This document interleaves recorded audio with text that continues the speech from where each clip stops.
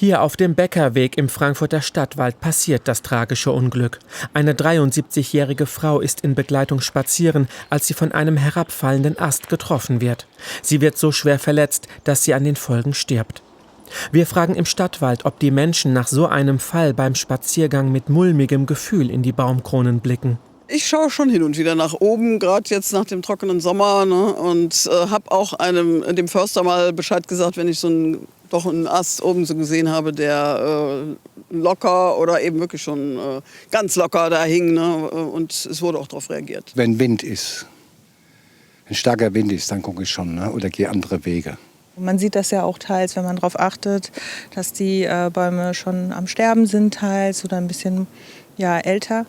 Aber ja, also als Gefahr nimmt man das dann trotzdem nicht wahr, würde ich sagen. Ich versuche halt ohne Angst durch die Welt zu gehen, weil ich muss ja auch den Kindern zeigen, dass wir ein bisschen Natur beibringen. Joachim Rippelbeck von Hessen Forst erklärt uns, warum Äste jederzeit runterfallen können. Das können einfach mechanische Schäden sein, zum Beispiel durch Wind, wo ein Ast immer irgendwo gegen den Nachbarbaum geschlagen wird. Es kann aber auch einfach sein, und das haben wir im Moment mehr, dass wir durch den Klimawandel Pilze haben. Und die befallen den Baum und das führt zu einer Holzzerstörung. Es kann auch sein, dass der Baum einfach durch Wassermangel zum Beispiel leidet und deshalb nicht mehr seine Festigkeit hat. Tückisch sind auch Schäden, die vom Boden aus nicht sichtbar sind. Ein Baum hat sehr häufig in der Astkehle oben Wasser stehen. Und da bilden sich Faulstellen. Und das kann man aber von unten nicht erkennen. Der Förster kann nicht von oben auf die Kronen gucken, sondern der guckt immer von unten. Also man sieht gar nicht mal, wenn da irgendwas ist. Was man erkennen kann, ist, wenn Pilze oder so direkt am Stamm sind. Aber da sorgen unsere Leute auch in der Regel dafür, dass sowas schnell wegkommt. Um jedes Risiko im Wald zu vermeiden, müssten alle drohenden Gefahren durch Bäume von den Revierförstern beseitigt werden. Ein Ding der Unmöglichkeit.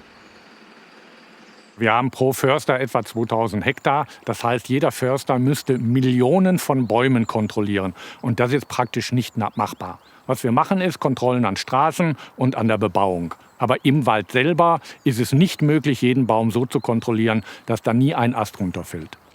In Deutschland darf jeder Mensch in den Wald und sich darin auch völlig frei bewegen.